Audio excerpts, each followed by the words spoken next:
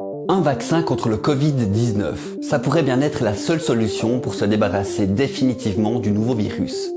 Mais ça ne sera pas pour tout de suite. On estime qu'il faudra au moins entre 12 et 18 mois pour y arriver. Pourquoi autant de temps? La réponse dans ce nouveau décode. Les statistiques des personnes contaminées sont impressionnantes. Elles ne représentent pourtant qu'un faible pourcentage de la population. À Genève par exemple, l'un des cantons les plus gravement touchés par la pandémie, on estime que seul 5,5% de la population a été exposée au nouveau virus. On est encore loin des 70% nécessaires pour acquérir une immunité de groupe. Le minimum, selon les spécialistes, pour échapper à une nouvelle vague pandémique. Ce qui fait dire à l'OMS que la seule solution, c'est de créer artificiellement cette immunité grâce à une campagne massive de vaccination. Ultimately, the development and delivery of a safe and effective vaccine will be needed to fully interrupt transmission.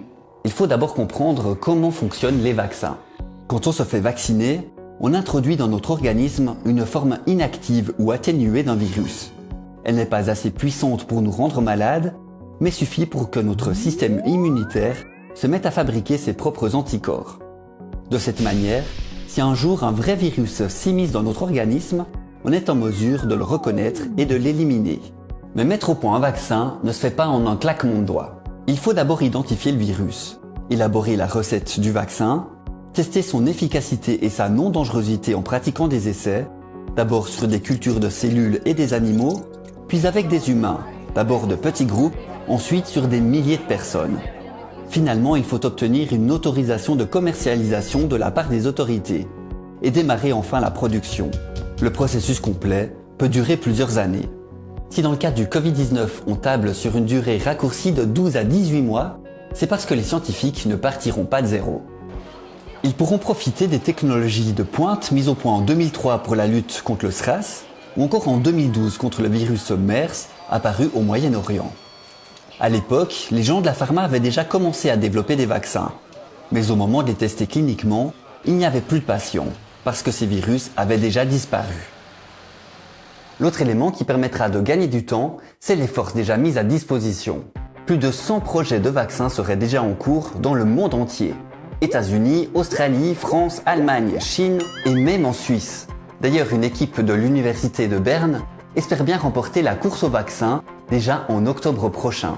Si ces immunologues ont une longueur d'avance, c'est grâce à la méthode employée. Eux n'essaient pas de rendre le virus lui-même non infectieux, mais ils utilisent des particules apparentées à ce virus qui sont déjà naturellement non dangereuses, mais qui permettraient quand même d'entraîner notre système immunitaire.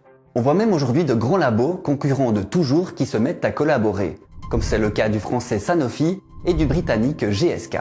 C'est d'ailleurs cette large entraide internationale qui a permis de boucler le séquençage complet du génome du virus déjà à la mi-janvier. Mais cet engagement inédit n'est pas seulement dû à un formidable élan de solidarité. Mettre au point un vaccin, ça coûte cher, et ça permet pas forcément de faire fortune. C'est beaucoup plus rentable de développer des médicaments vendus pendant de longues années et en grosse quantité, plutôt qu'un vaccin qui protège durablement grâce à une seule injection. La communauté scientifique est largement optimiste. Un vaccin devrait bien voir le jour. Pourtant, de gros défis techniques doivent encore être surmontés. Premièrement, jusqu'à présent, aucun vaccin contre un coronavirus humain n'a jamais abouti. Il s'agit en effet d'un type de virus bien particulier, et pour lequel il est très difficile de stimuler la réaction antivirale sans que les anticorps ainsi produits n'aggravent la maladie plutôt que ne la combattent efficacement. Autre problème, c'est compliqué en pleine vague pandémique de mettre au point un vaccin. Parce que quand on recrute des cobayes, il faut être sûr qu'ils n'ont pas déjà été infectés ou qu'ils ne le seront pas prochainement. Ça fausserait les résultats des tests. Et finalement, quand le fameux sérum sera enfin inventé, il faudra encore le produire à grande échelle. Et ça non plus, ce sera pas une mince affaire. Dans l'hypothèse par exemple, que le vaccin soit découvert par les 3 labos sélectionnés par la Coalition pour les innovations de préparation aux épidémies, ces 3 géants ne pourraient fabriquer au maximum que quelques centaines de millions de doses par année. Ça reste peu pour une pandémie d'ampleur mondiale. Il faudra alors déterminer quels pays seront servis en premier. Ceux qui auront découvert le vaccin, ceux qui l'auront financé ou ceux qui en auront le plus besoin à ce moment-là pour des questions sanitaires.